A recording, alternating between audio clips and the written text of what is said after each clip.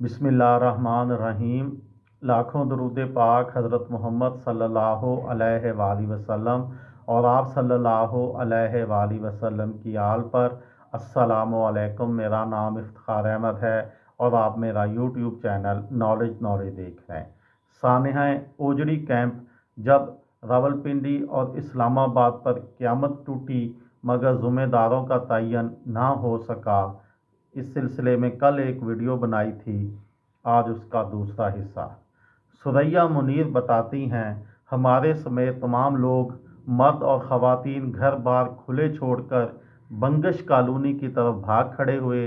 औरतों के पाँव में जूती और सरों पर दुपट्टे नहीं थे। किसी को अपने बच्चों का ख्याल भी ना था। यूं कहें कि क़यामत का मंजर था और हर कोई अपनी जान बचाने की फ़िक्र में था। मैं कभी सोचती हूँ तो दुआ करती हूँ कि खुदा अब ऐसा मंजर ज़िंदगी में ना दिखाए। फैज़ाबाद के मकाम पर वाक़या ओजड़ी कैंप से कई किलोमीटर दूर पाकिस्तान टेलीविज़न के अकाउंट्स के शोबे में खिदमात अंजाम देने वाले मोहम्मद जावेद पीटीवी हेडक्वार्टर की चौथी मंजिल पर थे। वो कहते हैं, हम दफ्तर पहुंचकर काम शुरू कर चुके थे जब एक ज़ोरदार धमाके से खिड़कियां दरवाजे बजने लगे। यूं लगा जैसे कोई बहुत बड़ा बम कहीं गिरा हो।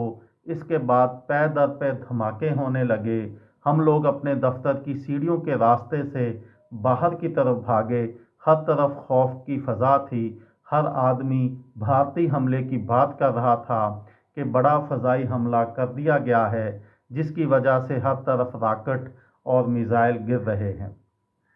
हमारे दफ्तर के अक़ब में सरकारी फ्लैट्स गुलशन जनाह हैं, जहां एक रॉकेट आकर गिरा जिससे ज़ोरदार धमाका हुआ और हमारे दफ्तर के कुछ साथी पीटीवी की इमारत से निकलकर सामने मारगरा की पहाड़ियों के ट्रेल 5 की तरफ भाग खड़े हुए। उनके ख्याल में वो महफूज जगह होगी।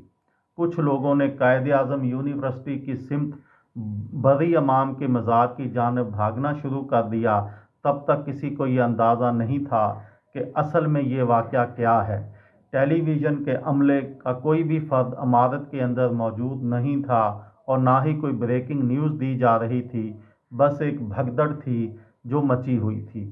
अनीसुर रहमान उस रोज़ रावलपिंडी सदर के इलाके में अपने दफ्तर में मौजूद थे। उन्होंने बताया, ये एक खौफज़दा कर देने वाला वाक़या था। हमारा दफ्तर इमारत की दूसरी मंजिल पर था। अचानक ज़ोरदार धमाके ने खौफो हरास फैला दिया। हम लोग दफ्तर की इमारत से निकलकर नीचे कश्मीर रोड पर आ गए, जहां लोग चिल्ला रहे थे और एक दूसरे को पुकार रहे थे। हर थोड़ी देर बाद एक रॉकेट आकर गिरता, जैसे कोई माहिर निशानाबाज फायर कर रहा हो। मैंने एक मोची को देखा जो इस हंगामे से बेनियाज जूते गांठने में मसरूफ़ था। मेरे देखते ही देखते एक रॉकेट ने उसे हिट किया और फिर मैंने उसका जिस्म हवा में उछलते और फिर ज़मीन पर गिरते देखा। मेरी आंखें मज़ीद इस मंज़र की ताब ना ला सकीं।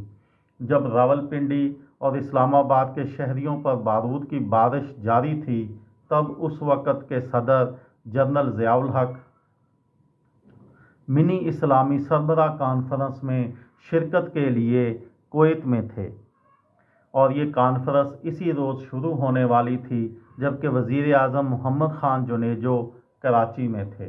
जनरल ज़ियाउल हक ने फौरी तौर पर वज़ीर आज़म मोहम्मद ख़ान जुनेजो से टेलीफोन पर रब्ता किया और सूरत हाल से आगाही हासिल करते हुए हदायत भी जारी की। अतवार की शाम वज़ीर आज़म मोहम्मद ख़ान जुनेजो कराची से लाहौर पहुँच गए। चकलाला एयरपोर्ट के VIP लाउंज में उन्होंने आला सतही इजलास की सदारत की।